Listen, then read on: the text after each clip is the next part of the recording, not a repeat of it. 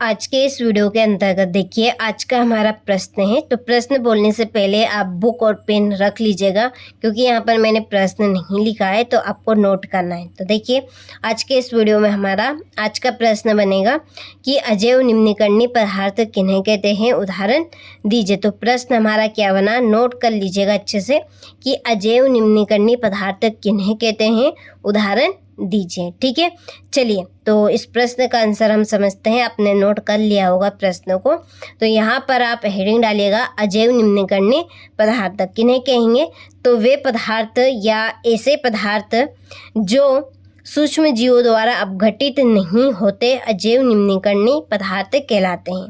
तो हम किन्हें कहेंगे अजैव निम्नीकरणीय पदार्थ, तो ऐसे पदार्थ जो सूक्ष्म जीवों द्वारा, ठीक है, सूक्ष्म जीव यहाँ पर हमारे जो जीवाणु बैक्टीरिया है वो रहेंगे। ठीक है, और अपघटित का मतलब है कि जो सड़ गल जाते हैं। तो अजैव निम्नीकरणीय में सूक्ष्म जीवों द्वारा अपघटित नहीं होते, यानी कि जो सड़ते गलते नहीं है। ठीक है, तो अजैव निम्नीकरणीय पदार्थ कहलाते हैं। तो जो अजैव निम्नीकरणीय पदार्थ है ये आपका जैव निम्नीकरणीय पदार्थ का उल्टा है।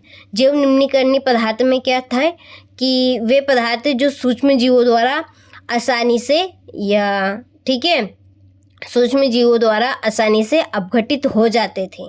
और अजैव निम्नीकरणीय पदार्थ में वे पदार्थ जो सूक्ष्म जीवों द्वारा अपघटित नहीं होते, ठीक है, उन्हें हम क्या कहेंगे, अजैव निम्नीकरणीय पदार्थ कहते हैं। ठीक है, उदाहरण में देखिए विभिन्न कृषि रसायन, पॉलीथीन, कृत्रिम रेशे आदि। ठीक है, जैसे पॉलीथीन आप ले लीजिए या कांच की बोतल आप ले लीजिए, और आप जो बोतल होती है प्लास्टिक की वो ले लीजिए। ठीक है, यदि आप प्लास्टिक की बोतल को, पॉलीथीन को यदि मिट्टी में आप दबा देंगे, आप देखेंगे 1 महीने बाद, 2 महीने बाद या 1 साल बाद भी आप देखेंगे तो भी जो पॉलीथीन है और आपने जो कांच की बोतल या प्लास्टिक की बोतल आपने रखी थी वो वैसी की वैसी ही निकलेगी जैसे आपने रखी थी, वो बिल्कुल भी सड़े गलेगी नहीं, जो कि हमारी प्रकृति के लिए नुकसानदायक है।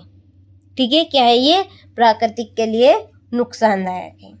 ठीक है, लेकिन जो जैसे कि केले का छिलका, आपका आलू के छिलके हो गए, लौकी के छिलके हो गए, लौकी का भीतर का गिर्द हो गया, ठीक है, यदि आप इनको यदि मिट्टी में दबाएंगे और 2 महीने बाद, 3 महीने बाद या 1 साल बाद देखेंगे तो वो पूरी तरह से मिट्टी में मिल जाएंगे। तो ये है अजैव निम्नीकरणीय पदार्थ।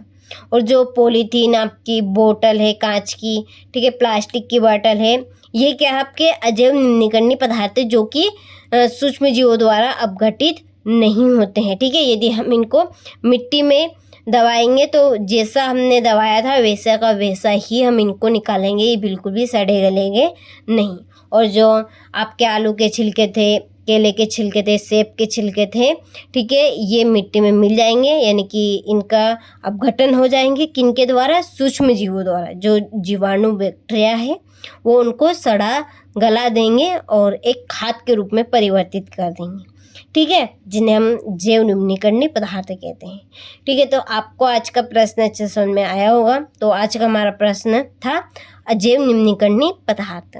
ठीक है, बहुत ही सरल और सिंपल इसकी परिभाषा बनी है आपकी। एक बार और हम रिपीट करेंगे तो आपको यही पर याद हो जाए इसकी परिभाषा। ठीक है, तो परिभाषा हमारी क्या बनी कि वे पदार्थ जो सूक्ष्म जीवों द्वारा अपघटित नहीं होते अजैव निम्नीकरणीय पदार्थ कहलाते हैं। ठीक है, उदाहरण में लिखे विभिन्न कृषि रसायन, पॉलीथीन, कृत्रिम रेशे आदि।